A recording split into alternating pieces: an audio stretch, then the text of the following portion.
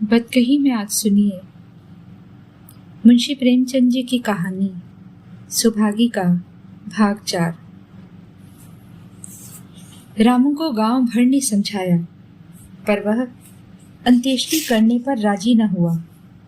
कहा, जिस पिता ने मरते समय मेरा मुंह देखना स्वीकार न किया, वह मेरा न पिता है न मैं उसका पुत्र हूँ। लक्ष्मी ने दाह क्रिया की। इन थोड़े से दिनों में सुभागी ने न जाने कैसे रुपया जमा कर लिए थे कि जब तेरही का सामान आने लगा तो गांव वालों की आंखें खुल गई। बर्तन, कपड़े, घी, शक्कर, सभी सामान इफरात से जमा हो गए। रामू देख देख कर जलता था और सुभागी उसे जलाने के लिए सबको यह सामान दिखाती थी। लक्ष्मी ने कहा, बेटी, घर देखकर खर्च करो। अब कोई कमाने वाला नहीं बैठा है। आप ही कुआं खोदना है और आप ही पानी पीना है। सुभागी बोली, बाबूजी का काम तो धूमधाम से ही होगा अम्मा, चाहे घर रहे या जाए। बाबूजी फिर थोड़े ही आएंगे। मैं भैया को दिखा देना चाहती हूँ कि अबला क्या कर सकती है। वह समझते होंगे इन दोनों के किए कुछ न होगा। उनका यह घमंड तोड़ दूंगी। लक्ष्मी चुप हो रही। तेरही के दिन 8 गांव के ब्राह्मणों का भोज हुआ। चारों तरफ वाहवाही मच गई। पिछले पहर का समय था। लोग भोजन करके चले गए थे। लक्ष्मी थक कर सो गई थी।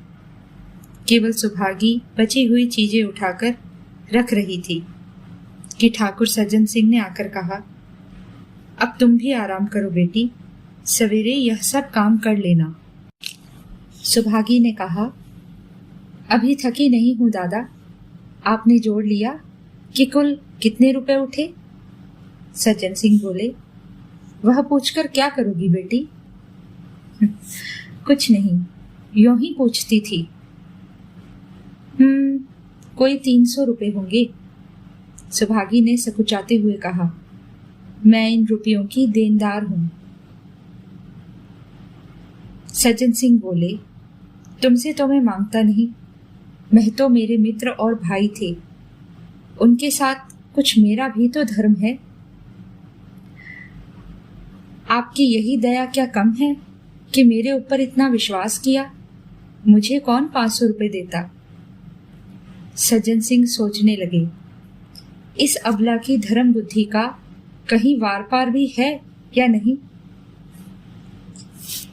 लक्ष्मी उन स्त्रियों में थी जिनके लिए पति वियोग जीवन स्रोत का बंद हो जाना है।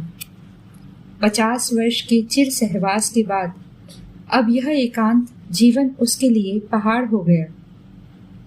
उसे अब ज्ञात हुआ कि मेरी बुद्धि, मेरा बल, मेरी सुमति, मानो सबसे मैं वंचित हो गई।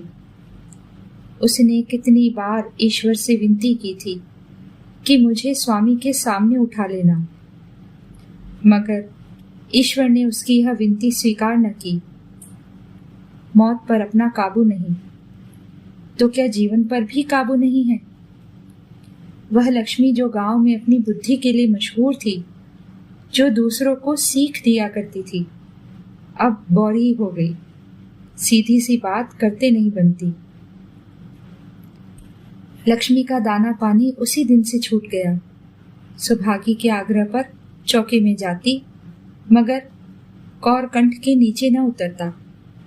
50 वर्ष हुए, एक दिन भी ऐसा न हुआ कि पति के बिना खाए खुद खाया हो।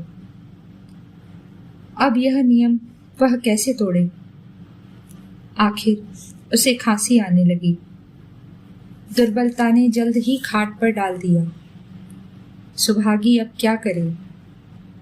ठाकुर साहब के रुपए चुकाने के लिए दिलोजान से काम करने की जरूरत थी। यहाँ माँ बीमार पड़ गई। अगर बाहर जाए तो माँ अकेली रहती है, और माँ के पास बैठे तो बाहर का काम कौन करे? माँ की दशा देखकर सुभागी समझ गई कि इनका परवाना भी आ पहुंचा। मेहतो को भी तो यही ज्वर था। गांव में और किसे फुर्सत थी कि दौड़ धूप करता। सज्जन सिंह दोनों वक्त आते, लक्ष्मी को देखते, दवा पिलाते, सुभागी को समझाते और चले जाते, मगर लक्ष्मी की दशा बिगड़ती जाती थी। यहाँ तक कि 15वें दिन वह भी संसार से सिधार गई। अंतिम समय रामू आया और उसके पैर छूना चाहता था, पर लक्ष्मी ने उसे झिड़की दी और वह उसके समीप न जा सका। सुभागी को उसने आशीर्वाद दिया, तुम्हारे जैसी बेटी पाकर तर गई। मेरा क्रियाकर्म तुम ही करना। मेरी भगवान से यही अर्जी है कि उस जन्म में भी तुम मेरी कोख को पवित्र करो। माता के देहांत के बाद सुभागी के जीवन का एक लक्ष्य रह गया, सज्जन सिंह के रुपये चुकाना। 300 रुपये पिता के क्रियाकर्म में लगे थे, लगभग 200 रुपये माता के काम में लगे। 500 रुपये का ऋण था और उसकी अकेली जान, मगर वह हिम्मत न हारती थी। 3 साल तक सुभागी ने रात को रात और दिन को दिन न समझा। उसकी कार्यशक्ति और पौरुष देखकर लोग दांतों तले उंगली दबाते थे। दिन भर खेती बाड़ी का काम करने के बाद वह रात को 4-4 पसेरी आटा पीस डालती।